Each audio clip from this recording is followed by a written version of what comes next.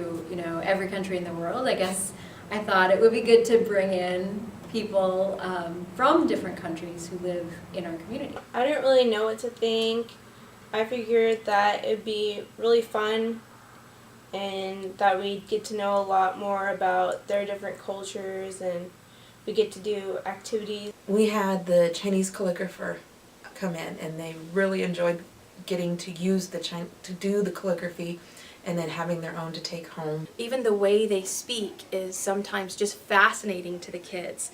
They may or may not have accents that the kids really love. The drummer that came in, he does African drumming, so I asked him a lot about African cultures and what the drumming means. Kids were just so engaged, and we had, you know, one presenter in the classroom, and these kids kept getting closer and closer and closer. The kids absolutely love the cultural ambassador. They wanted to touch and to feel, and they wanted to hear, and so in every classroom those kids just kept getting closer and closer, to the point where a couple times we had to say, you guys, you gotta move back a little bit. When we're reading another story, they'll say, oh, that reminds me of that great Irish woman who came in and told us about the da-da-da-da-da. We happened to have a cultural ambassador in that class talking about Bosnia, and it was fascinating to watch that student whose family came from Bosnia.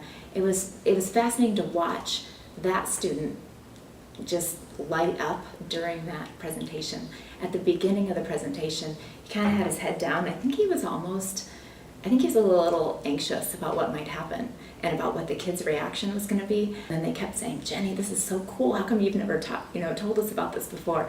And that kid and he's kind of a shy kid, that kid just, I mean, he was like the king of the classroom for the day. So it was really neat to see that. And it's just wonderful for them to connect with things that matter to them, with things that have been shared with them that matters to the other person. It's that person-to-person connection that's just priceless. What I took away was that not all cultures are the same, and they all have different experiences and different ways of communicating with each other.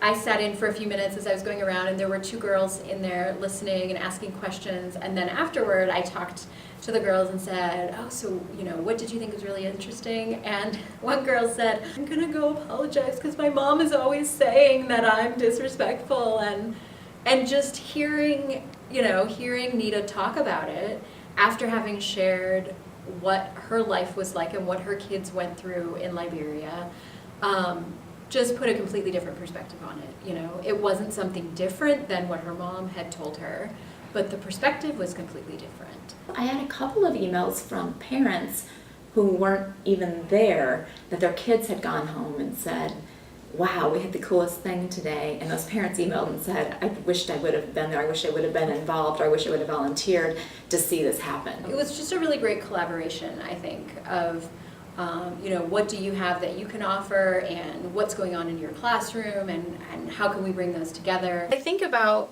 what these kids will grow up to do. It's all world-based now. They only live in a small community, but really that community is the entire world. With the economic system the way it is and technology, these are global kids. I think the more our students have encounters, direct encounters with people with other experiences and other values, the more we'll have some kind of global understanding. You get to learn a lot when you do it, and you get a little bit more diversified. And it cost us, what did I figure out? It cost us $2 a student, I think, to bring CultureALL in.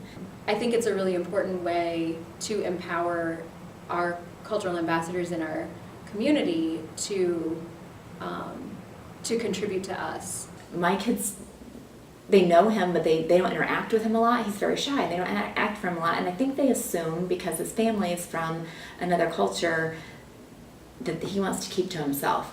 But now that my daughter has learned about his culture, I have seen her interact with him more. And just the other day, the weather was nice and he was outside playing. And she said, I'm going outside to play with, whoever. And it was the first time in 6 years I've ever heard her say that. And I don't know, you know, you got to think that it came from something else. So, yeah.